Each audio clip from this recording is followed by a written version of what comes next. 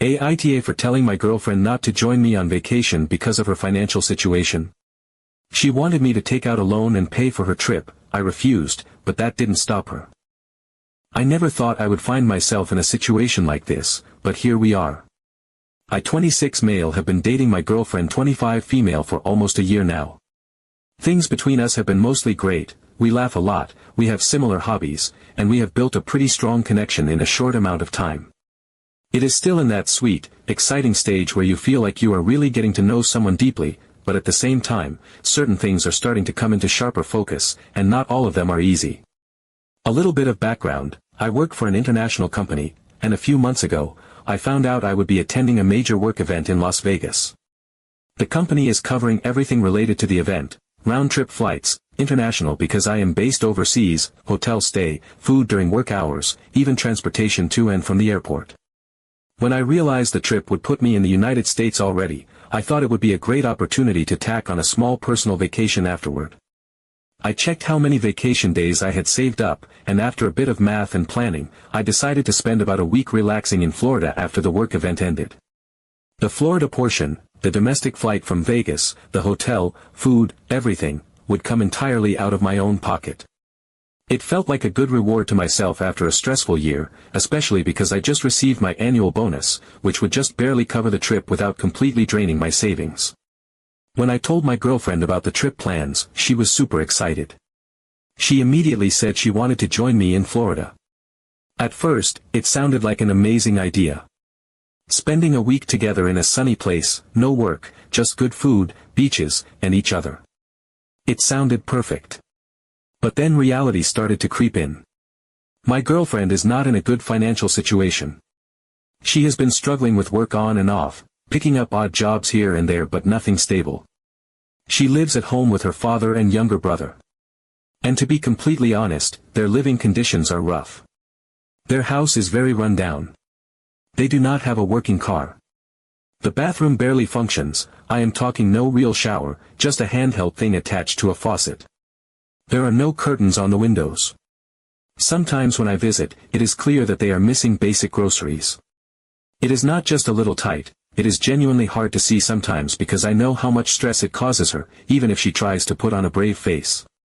So when she said she wanted to come to Florida with me, my immediate thought was worry. She does not have the money for it. She knows that. I know that. I assumed she would try to save a little or maybe find a way to split a few costs creatively. But then she suggested something that completely threw me. She said she could ask her dad to help her pay for the trip. I did not know how to respond at first. Her dad, the same man who barely manages to keep the lights on at home, the same man who struggles to put food on the table for himself and his kids, would be the one footing the bill for a luxury vacation. It hit me like a punch to the stomach. I did not want to sound judgmental or controlling, but I could not ignore how wrong it felt. Her dad is a kind man. He has always treated me respectfully when I visited, and I know he loves his kids fiercely. But he is drowning. Financially, emotionally, in every sense of the word. He works long hours at a physically demanding job just to keep their heads above water. It would crush me to think he was selling off something valuable, maxing out a credit card, or skipping bills just so his daughter could sip cocktails with me on a beach for a week. I tried to gently bring up my concerns, but she brushed them off. She said her dad would want her to have this experience, that he would find a way. The more she insisted, the heavier the feeling in my chest grew. It was not just about the money. It was about priorities. It was about the fact that there were literal holes in the walls of their house, that they covered their windows with taped-up bedsheets, that sometimes she vented to me about skipping meals when things got bad. How could I pretend it was okay for her to spend hundreds or thousands of dollars she did not have on a vacation when her basic living conditions were so precarious? It made me start questioning other things too. How could I trust that she would be financially responsible in a future we might share? If she was willing to accept money from her struggling father for something so obviously non-essential, what would that mean later on when bigger financial decisions came into play, mortgages, emergencies, children? I do not want to make her feel like she cannot have nice things. She deserves good things. She works hard and she has been dealt a tough hand. I want to take her on trips in the future when we are both in a better place. But this particular trip feels wrong. It feels irresponsible. It feels selfish, even if it is coming from a place of excitement and hope rather than greed. I have not fully told her no yet. I have been stalling, saying things like, let's see how work goes first, or, we can talk about it closer to the date. But the date is getting closer, and I know I have to be honest with her soon. I am terrified she will take it as a sign that I do not want her there. That is not true. I would love nothing more than to walk the beaches of Florida hand in hand with her, to wake up next to her in a sunny hotel room, to make memories we would treasure forever. But not like this. Not at this cost. I know some people might say it is not my business where she gets her money. But when someone you care about is willing to dig their family deeper into hardship just to come hang out with you for a few days, it feels like you cannot just shrug and say, well, it is her problem. It is not just her problem if I am the reason it is happening. Part of me wonders if she genuinely does not see how bad things are. Maybe she has gotten so used to surviving in those conditions that spending borrowed money on a trip feels normal, even justified. Or maybe she feels desperate to hold on to good things, to grab happiness when she can. I do not know. All I know is, the idea of her asking her struggling father for money to lie on a beach for a week with me while there are no curtains in their home makes me feel sick. So here I am, stuck between a rock and a hard place, trying to figure out how to tell her, I love spending time with you, but this is not the time. You deserve better than this. Your family deserves better than this. We both deserve a future where we can go on a vacation without it feeling like we are stealing from the basic necessities of life to make it happen. I know she might be hurt. She might be angry. She might even pull away from me for a while. But I have to believe that if we are really meant to be together, she will understand why I said no, and that someday, when the time is right, we will take that trip, and neither of us will have to wonder if we made the wrong choice. I guess I am just wondering if I am being too harsh, or if I am seeing this clearly. Would love to hear outside perspectives, because honestly. Update 1. Hey everyone, thanks for all the advice and support on my original post. I figured I would come back with an update. After I posted, things between me Jake 26 male and my girlfriend Emily 25 female got even more tense. It was like the topic of Florida became this huge, looming cloud over everything. Every time we talked, even if it started casual, she would eventually steer the conversation back to it. She sent me links to hotels with little rooftop pools or quirky Airbnbs near the beach. She would text me things like, counting down the days until we're relaxing together, or send cute outfits she was planning to pack. It all had this tone of finality, like she had already decided she was going no matter what, and it was just assumed I would make it happen. The longer it went on, the heavier it sat in my chest. It was not just the trip itself anymore, it was the fact that she seemed to be completely ignoring everything I had tried to gently bring up before. It felt like she was trying to will this fantasy into existence without facing any of the real-world consequences. Eventually, I knew I could not keep dodging it. I sat her down and said as kindly but firmly as I could that I did not feel comfortable with her coming on this trip if it meant putting financial strain on her family or herself. I told her that it was not about not wanting her there, it was about wanting us both to be in a position where we could enjoy it without guilt or pressure or anyone going without basic needs back home. She got really upset. Immediately burst into tears upset. She accused me of overthinking everything and making a big deal out of nothing. She said her dad would figure it out, that I was insulting her family by acting like they were helpless. She said she needed this trip for her mental health, that it had been such a hard year and she deserved to have something good to look forward to. And for a moment, hearing her say all that, I felt like the world's biggest villain. Here was someone I cared about telling me she needed this escape, and I was standing there, arms crossed, refusing to make it happen. But then she said something that completely shifted everything for me. She suggested that if I was so worried about her dad's finances, I could take out a small personal loan to cover her costs. I just sat there blinking at her, completely stunned. It was one of those moments where time slows down a little bit because your brain is trying to catch up with what you just heard. I could not believe it. She was not joking. She was dead serious. She wanted me to go into debt to fund a vacation for her. I told her absolutely not. I said that if we could not afford a trip together comfortably, we needed to wait. That is how responsible adults handle things. You live within your means, you save for what you want, you prioritize needs over wants. I tried to say it as calmly as possible, but inside, something in me shifted permanently. It was like a curtain got pulled back and I suddenly saw our dynamic with complete clarity. She called me selfish. She said I was making her feel like a burden, like she was some charity case I did not want to help. She said if the roles were reversed, she would move mountains to make me happy. I did not know what to say to that because in my mind, moving mountains would mean encouraging your partner to be smart and responsible, not asking them to take on unnecessary debt for a week of beaches and cocktails. The conversation ended cold. We both just kind of sat there, not really looking at each other, not knowing what to say next. Eventually, she got up, said she needed some air, and left. I sat on my couch for a long time afterward, just staring at the wall, turning everything over in my mind. This was not just about a trip to Florida. This was about how differently we saw life, responsibility, money, even partnership. It made me think about the future. About the kind of life I wanted to build.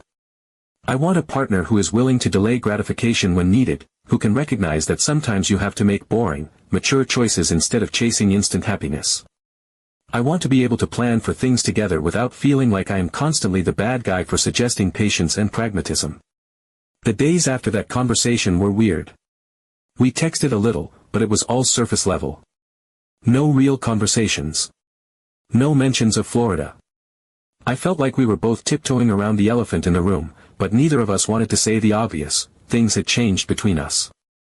I honestly did not know where things were going to land. Part of me thought she would have some time to cool off and reflect and realize I was not trying to hurt her. Another part of me worried that this might be the beginning of the end. I thought that was it, that she would realize the situation and either save up herself someday or let it go. Update 2. The very next day after our cold, unfinished conversation, Emily texted me with good news, followed by a flood of heart emojis that practically spilled off the screen. I sat there frozen, staring at my phone, feeling this weird, gnawing sensation deep in my gut. There was a flicker of hope for a split second, some foolish part of me wanting to believe she had found a reasonable, adult way to handle things. That she had maybe picked up an extra shift, sold some unused items, decided to save up properly, or, best case scenario, finally accepted that the trip should wait. But even before I tapped to open the message, there was a heavier feeling dragging me down, this cold certainty deep in my chest that whatever she was about to tell me was not going to feel like good news to me at all.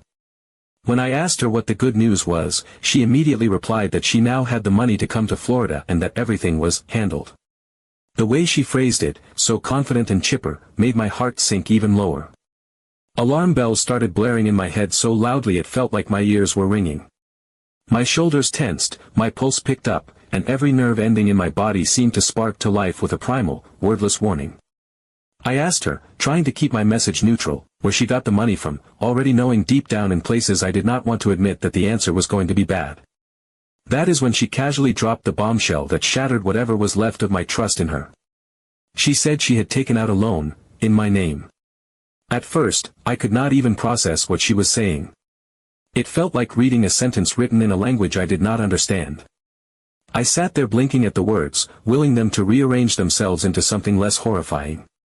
In the back of my mind, I tried to rationalize, to convince myself that there had been some huge misunderstanding, that she had maybe co-signed for something minor in her own name, or gotten some payday advance on her own credit, or anything that did not involve using my identity without my permission. But no. When I pressed for clarification, she explained it all in this almost cheerful, dismissive tone, like she was recounting some harmless little white lie she had told to surprise me. She said she figured I was too busy, too stressed, too caught up in work and life to deal with the hassle of paperwork. She said that since we were practically a team now, her words, still burned into my memory, she decided to go ahead and do it herself, as a surprise. She said it like she had bought us concert tickets on a whim or planned a cute weekend getaway. She said it with pride, like she was expecting me to be touched by the gesture, grateful even. Somehow, over the past year we had spent together, she had quietly gathered enough personal information about me to make it happen. My full name, my home address, my date of birth, all things you share in passing when you trust someone, when you believe they would never weaponize that trust against you. She must have pieced it together slowly, bit by bit, and used it to apply for a personal loan online without my knowledge, without my consent. It was not some massive six-figure scam, sure, but it was still several thousand dollars that would have been legally tied to me, damaging my credit, my financial future, and my peace of mind. I felt like the floor had completely fallen away beneath me. My heart was racing so fast it hurt. My hands were shaking. My mouth went dry. I genuinely thought I might throw up. I could not understand how someone I trusted, someone I had been imagining a future with, could do something so reckless, so selfish, so fundamentally violating. I told her immediately, as clearly and firmly as I could through the overwhelming flood of emotion, that she had to cancel that loan immediately. That what she had done was not just irresponsible or immature, it was illegal. It was identity theft. It was fraud. It was a felony, punishable by actual prison time. I expected her to break down, to realize the enormity of what she had done, to be horrified at herself. Instead, she doubled down without a flicker of remorse. She said I was overreacting. She said I was being too sensitive and that I did not understand the bigger picture. She said she did it for us. She made it sound like she had pulled off some great, daring romantic gesture, like she had rescued us from an obstacle standing in the way of our happiness. She told me I should be happy that she'd made it happen, that now we could just go to Florida like we were supposed to, and worry about paying it back later. She said it was my loan now, my responsibility, and that I should be grateful she had taken the initiative.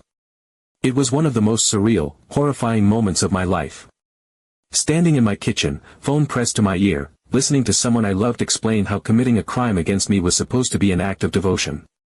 I felt like I had stepped into some kind of twisted alternate universe where betrayal was loyalty, where theft was affection, where my boundaries, my safety, my autonomy were all just inconveniences to be brushed aside if they got in the way of what she wanted.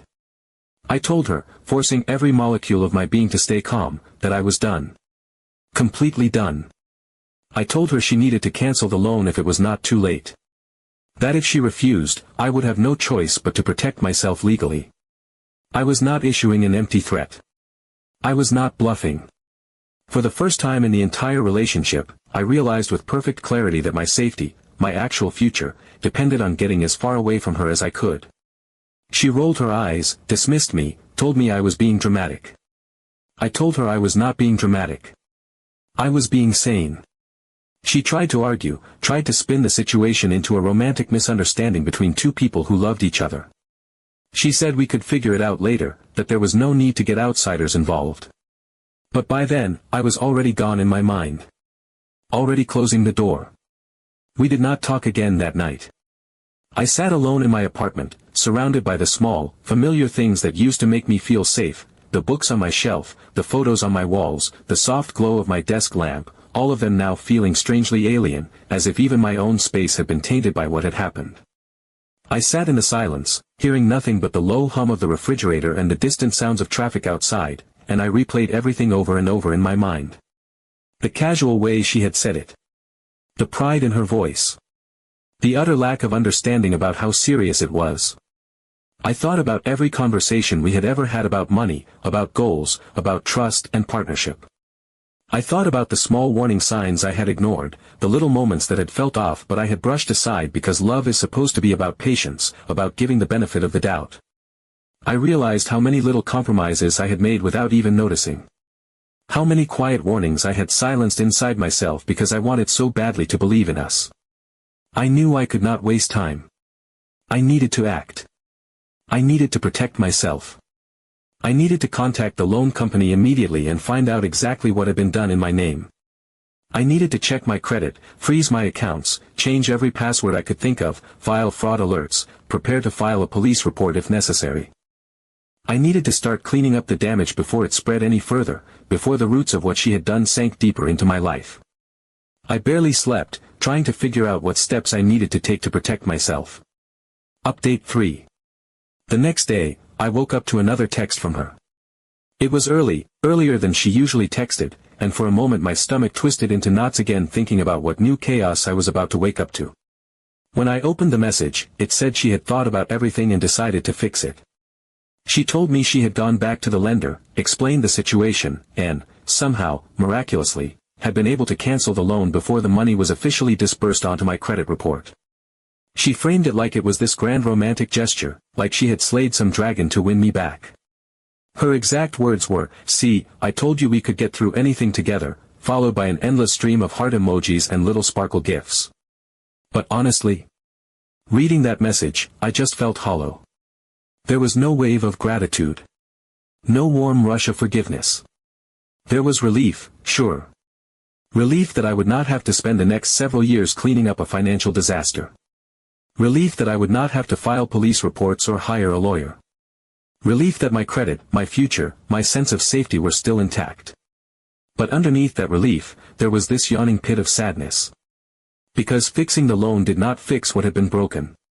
It did not erase the fact that she had thought it was okay to cross that line in the first place.